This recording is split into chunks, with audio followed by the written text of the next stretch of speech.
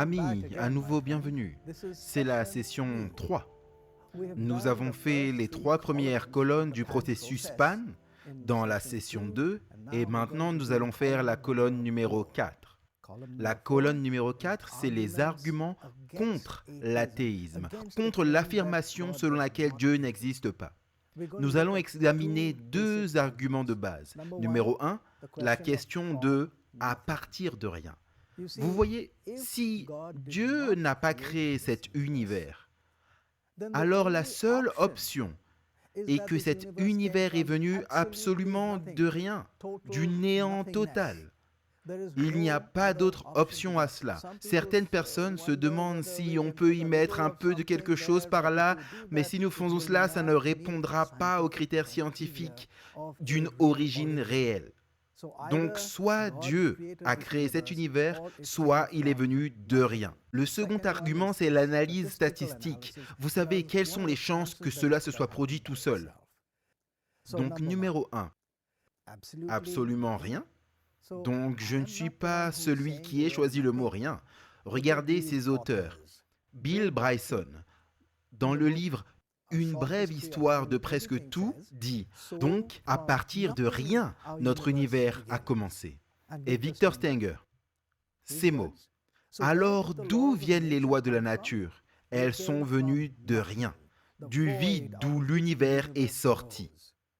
Et Quentin Smith, une fois de plus, nous avons vu ces mots auparavant, la seule croyance raisonnable est que nous sommes venus de rien, par rien et pour rien.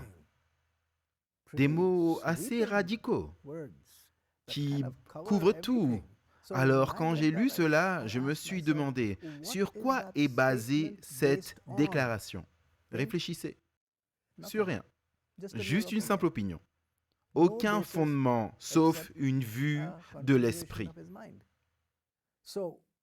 Quand bien même nous n'allons pas le rejeter. En tant qu'enquêteurs, car nous le prenons, nous l'inspectons et l'évaluons. Nous allons donc l'examiner de 3 manières. Numéro 1, physiquement. Est-il physiquement possible de sortir quelque chose à partir de rien? Nous allons tester ça. Vous et moi allons le tester. Construisons la grande muraille de Chine. Mais je ne vous donnerai aucun matériel, aucun constructeur, pas d'espace, pas de temps, même pas vous-même. Waouh, vous allez faire demi-tour et dire « ce n'est pas juste, attendez une minute ». Même moi, je n'existe pas. Maintenant, comment la grande muraille de Chine est-elle arrivée? Honnêtement, vous devez convenir que le néant absolu, comme un point de départ, est totalement, physiquement impraticable. Et sur le plan philosophique, vous savez que le néant absolu ne peut pas être imaginé? Pourquoi? Parce que votre esprit et votre cerveau sont les usines qui produisent l'imagination.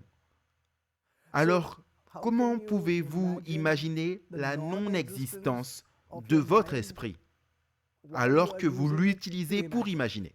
En d'autres termes, une personne qui imagine est toujours là. Essayez et constatez. Imaginez être aux Bahamas. Eh bien, vous êtes là-bas. Alors quand vous dites « j'imagine le néant absolu », c'est une impossibilité parce que vous êtes là. Donc personne ne peut réellement imaginer le néant absolu. Et si vous ne pouvez pas l'imaginer, alors comment pouvez-vous le proposer en tant que théorie scientifique? Réfléchissez, mes amis. Même la fiction fantastique doit d'abord être imaginée avant d'être écrite.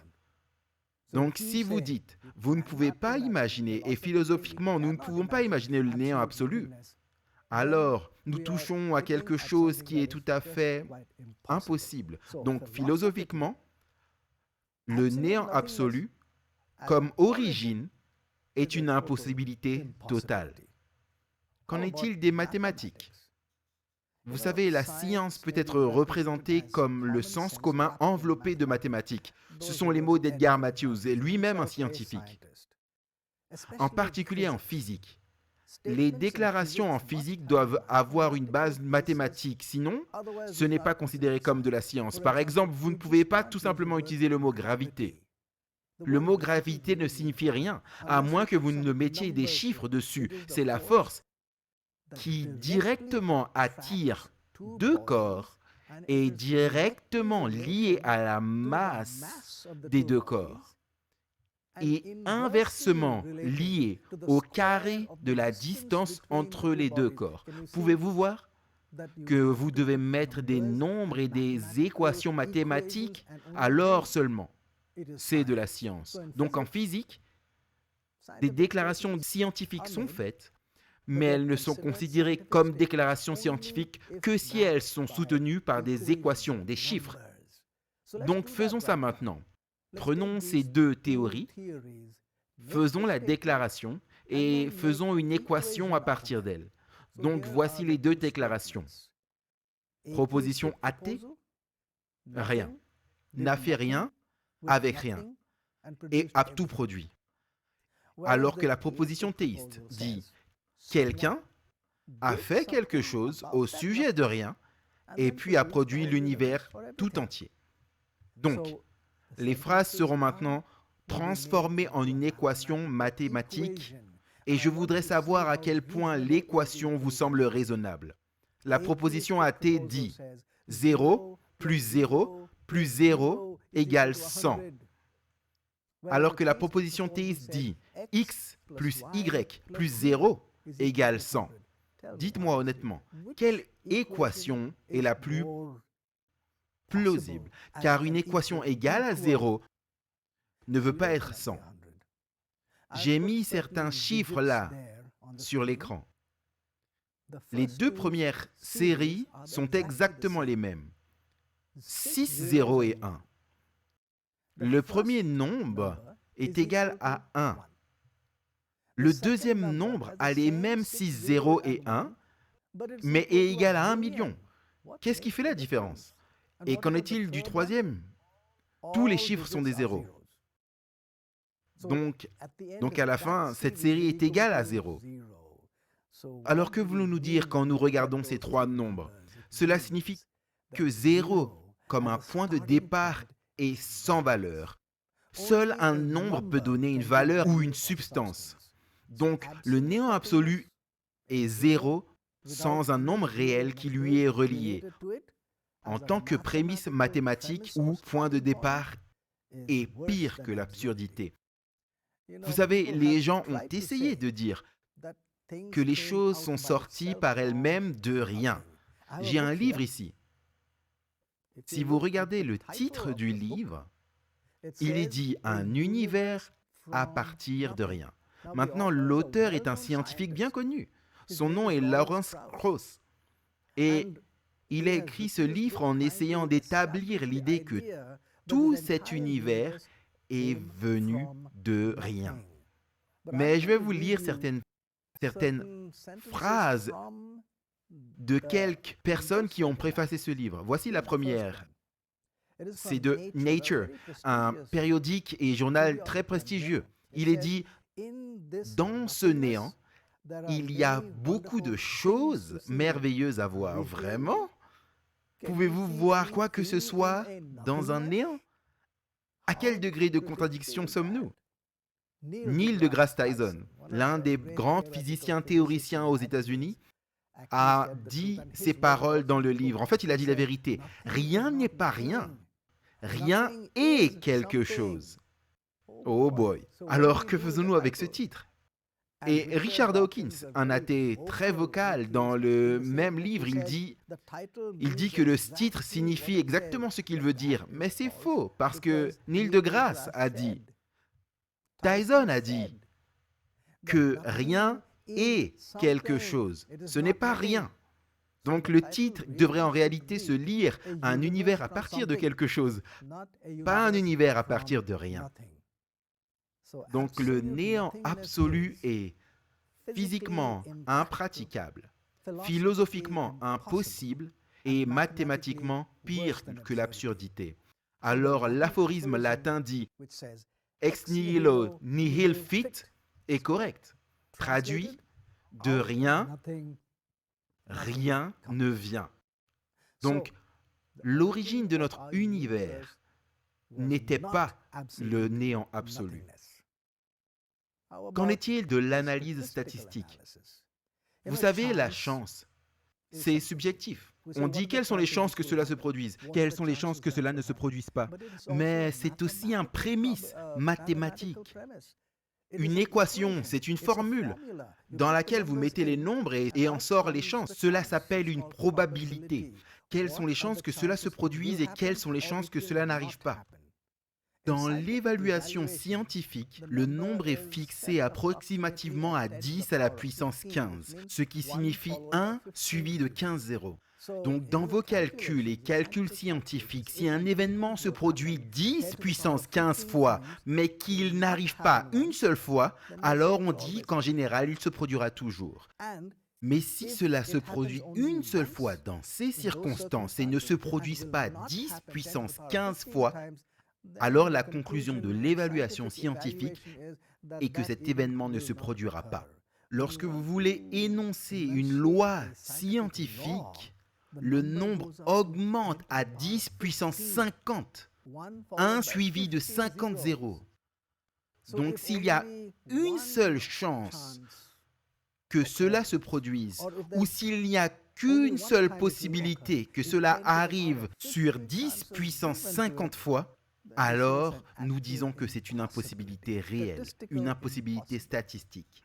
Alors quelle est l'ampleur de ces chiffres?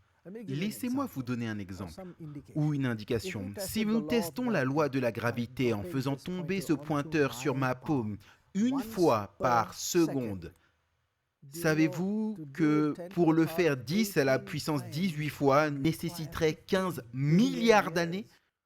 Pour le faire 10 à la puissance 20 fois nécessiterait 1,5 billion d'années.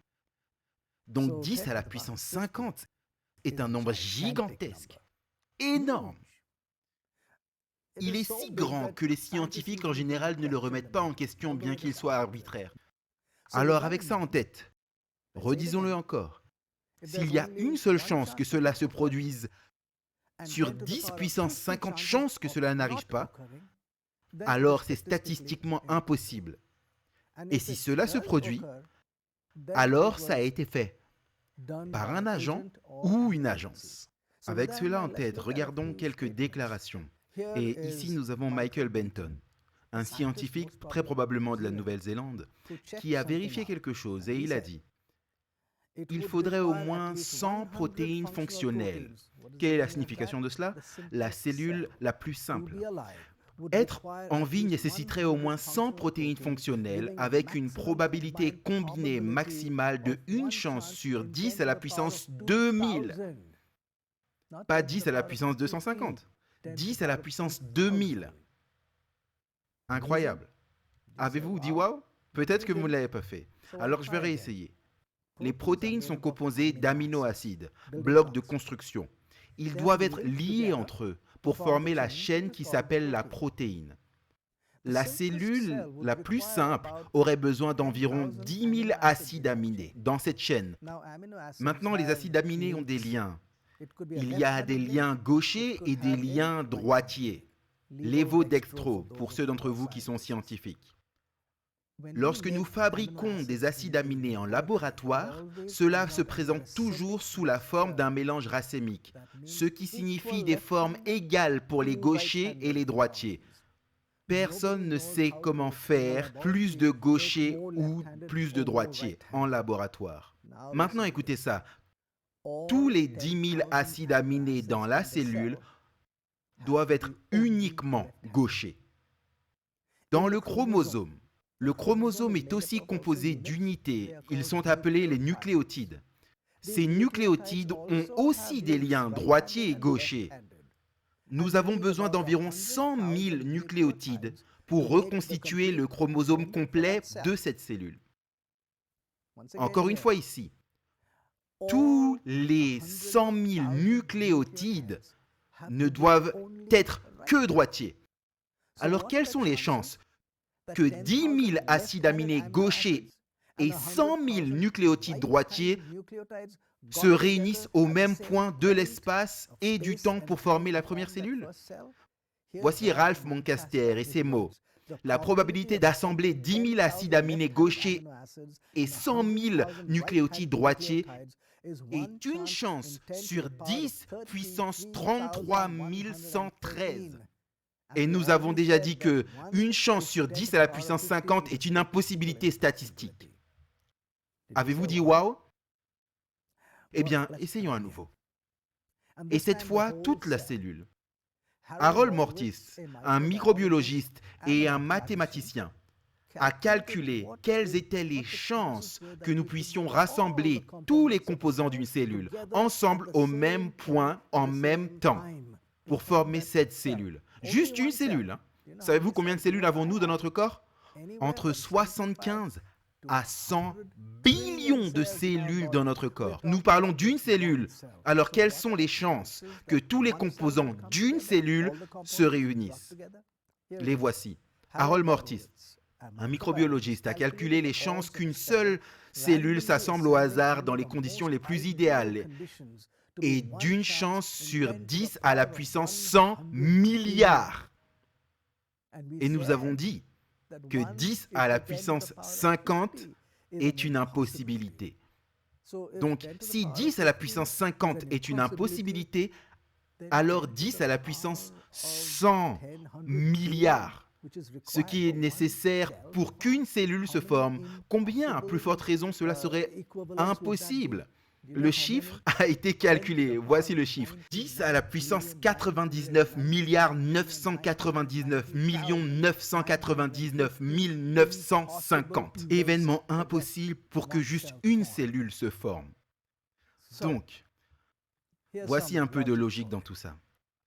Si seulement deux possibilités existent et l'une d'entre elles est correcte, alors, si A est possible, alors B est aussi possible. Si A est improbable, alors B devient probable. Si A est impossible, alors B devient un fait. Vérifions avec juste une simple équation. Supposons que je vous donne un test mathématique.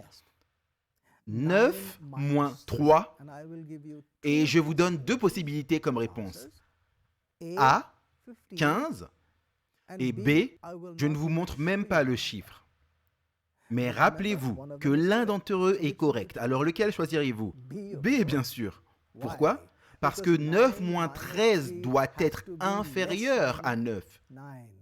Parce qu'il y a le signe moins là. Donc 15 est impossible. Alors B est correct, même si vous ne l'avez jamais regardé, vous ne l'avez jamais vu. Réfléchissez.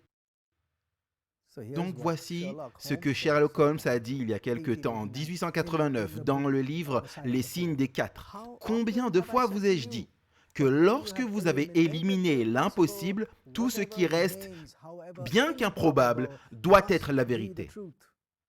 Alors voici la conclusion ici. S'il était statistiquement absolument impossible que même une cellule ait été synthétisée par le hasard, alors la vérité est que si cela s'est produit, et cela s'est effectivement produit parce que nous avons des centaines de millions de milliards de cellules, alors un agent l'a fait. Cela ne s'est pas produit par hasard. Alors quelle note donneriez-vous à cela?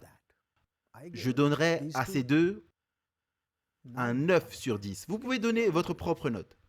Alors maintenant que nous avons fait les quatre, mettons les quatre ensemble. Colonne 1, pour l'athéisme, 1. Colonne 2, contre le côté croyant, 7. Mais nous avons décalé le 7 vers la colonne numéro 3, parce qu'il a été déplacé, si vous vous souvenez des arguments. Colonne numéro 3, pour le côté croyant, j'ai donné un 8, et colonne numéro 4, contre le côté athée, un 9. Alors voici comment nous assemblons tout ça. L'athéisme serait la colonne 1, les pour l'athéisme, moins la colonne 4, les contre de l'athéisme. 1 moins 9 nous donne moins 8. Le côté théiste, la colonne 3, les pour, et la colonne 2, les contre, et les 7 qui sont venus de la colonne 2. Donc ça fait 15. Voici ce que je dirais, mon ami. Peu importe les chiffres que vous avez donnés, peu importe. le côté athée sera toujours négatif. Et le côté théiste, quels que soient les nombres, sera positif. Donc, les mots de Socrate, vous allez là où mènent les preuves. Allez là où vous conduisent les arguments. Maintenant, quelques mots de ceux qui ont examiné cela. Vous et moi l'avons fait. Maintenant, qu'en est-il de ceux qui l'ont examiné également? Voici quelques citations d'un philosophe. Ma découverte du divin s'est déroulée à un niveau purement naturel, sans aucune référence à des phénomènes surnaturels, un pèlerinage de la raison et non de la foi. Vous remarquerez que j'ai mis en évidence le mot raison et dans les quelques citations suivantes, j'ai mis en évidence les mots raison, intellect et esprit. Ces mots ont été écrits par Anthony Flew, qui a écrit un livre « Il y a un Dieu ». Et le sous-titre du livre est « Comment l'athée le plus notoire a changé d'avis ». Parce que voici ce qu'il a dit. Les chefs de file de la science au cours des 100 dernières années, ainsi que certains des scientifiques les plus influents d'aujourd'hui, ont construit une vision philosophiquement convaincante d'un univers rationnel qui a jailli d'un esprit divin. Puis une autre déclaration, l'esprit de Dieu, une vision de la réalité qui émerge du cœur conceptuel de la science moderne et s'impose à l'esprit rationnel. Notez qu'il ne dit pas le cœur conceptuel de certains écrits religieux et s'impose à l'esprit croyant aveuglément. Non, il dit le cœur conceptuel de la science moderne et s'impose à l'esprit rationnel. Que diriez-vous de quelques citations de scientifiques? Voici Albert Einstein. En vue d'une telle harmonie dans le cosmos que moi, avec mon esprit humain limité, je suis capable de reconnaître, il y a encore des gens qui disent qu'il n'y a pas de Dieu. Mais ce qui me met le plus en colère, c'est qu'ils me citent pour le soutien de telles opinions. Et Max Jammer, en parlant d'Albert Einstein, Einstein était d'accord avec Spinoza que celui qui connaît la nature connaît Dieu. Parce que la poursuite de la science alors que vous étudiez la nature mène à la religion. Souvenez-vous, vous utilisez votre esprit quand vous étudiez. Que diriez-vous de Charles Darwin lui-même? La dernière phrase de son livre L'origine des espèces dit ceci. Il y a une véritable grandeur dans cette façon d'envisager la vie avec ses puissances insufflées à l'origine par le Créateur à un petit nombre de formes ou même à une seule. Et c'est quand il regarde les animaux, les plantes et les espèces sur cette terre, mais quand il tourne les yeux pour regarder vers le ciel, voici ce qu'il dit. Il trouva l'impossibilité de concevoir cet univers immense et merveilleux comme le résultat d'un hasard et d'une nécessité aveugle. En réfléchissant ainsi, je me sens obligé de regarder à une cause première. Rappelez-vous que nous avons parlé de cause dans la section sur la logique. Je me sens obligé donc de chercher à une cause première ayant un esprit intelligent. Et je mérite d'être appelé un théiste, un croyant. Voici les mots de Charles Darwin. Retour à Anthony Flew. La vie, l'esprit, la conscience et le moi ne peuvent provenir que d'une source qui est consciente, vivante et pensante. La matière par elle-même ne peut pas produire de conception et de perception.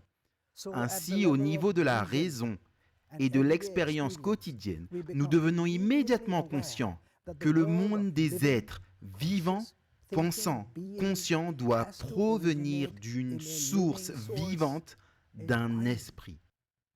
Et maintenant, ces mêmes mots, ou presque les mêmes, similaires, sont repris par un scientifique lauréat du prix Nobel. Son nom est George Ward. Écoutez ce qu'il dit. La matière dont la réalité physique est construite est la matière de l'esprit. C'est l'esprit qui a composé un univers physique qui engendre la vie et forme des créatures faisant de la science, de l'art et de la technologie. Donc un philosophe et un scientifique en plein accord. Que diriez-vous de l'un des plus grands scientifiques qui ait vécu à notre époque, le feu Stephen Hawking? Il a dit ces mots. Même s'il n'y a qu'une seule théorie unifiée possible, c'est juste un ensemble de règles et d'équations. Qu'est-ce qui insuffle le feu dans les équations et fait un univers? Vous avez toujours la question, pourquoi l'univers prend-il la peine d'exister? Si vous voulez, vous pouvez définir Dieu comme étant la réponse à cette question. Et ensuite, il dit ces mots. Si nous découvrons une théorie complète, qui est le Saint Graal de la physique, une grande théorie unifiée. Si nous devions la trouver, elle devrait être compréhensible en principe par tout le monde, et pas seulement par quelques scientifiques. Si nous trouvons la réponse à cela, ce sera le triomphe ultime de la raison humaine, car nous connaîtrons l'Esprit de Dieu. Donc le triomphe ultime de l'intellect humain est d'atteindre l'Esprit de Dieu. Alors la conclusion, basée sur des faits et une pensée logique raisonnable, l'existence du surnaturel est valide et fait bien mieux sens. Donc, l'existence de Dieu, plutôt que la non-existence, est une affirmation rationnelle et crédible. Allez, dit Socrate, là où l'argument mène. Donc, si vous formez le jury, voici ce que je dirais. Mesdames et messieurs du jury, ici posez devant vous les points et les arguments, les faits et les raisons. Le poids de l'évidence est clair et convaincant. Je n'ai plus rien à ajouter. Merci. Si vous avez apprécié cette présentation avec Dr. Subodh Pandit et vous souhaitez regarder plus de cette série unique de 13 parties gratuitement en ligne, visitez le site web godfactorfiction.com. C'est godfactorfiction.com. Si vous souhaitez commander cette série fascinante sur DVD, elle est maintenant disponible chez White Horse Media. Pour commander de l'intérieur des États-Unis, appelez 1-800-782-4253. Dr. Subodh a écrit 2 livres révélateurs intitulés « Venez et cherchez avec moi, Dieu existe-t-il vraiment ?» et « Venez chercher avec moi, le poids de l'évidence » qui explorent davantage les sujets de l'évolution, du théisme, de l'athéisme et de la religion. Pour commander ces livres aux États-Unis, appelez 1-800-782-4253. Si vous habitez en dehors des États-Unis, vous pouvez également les commander facilement sur Amazon.com.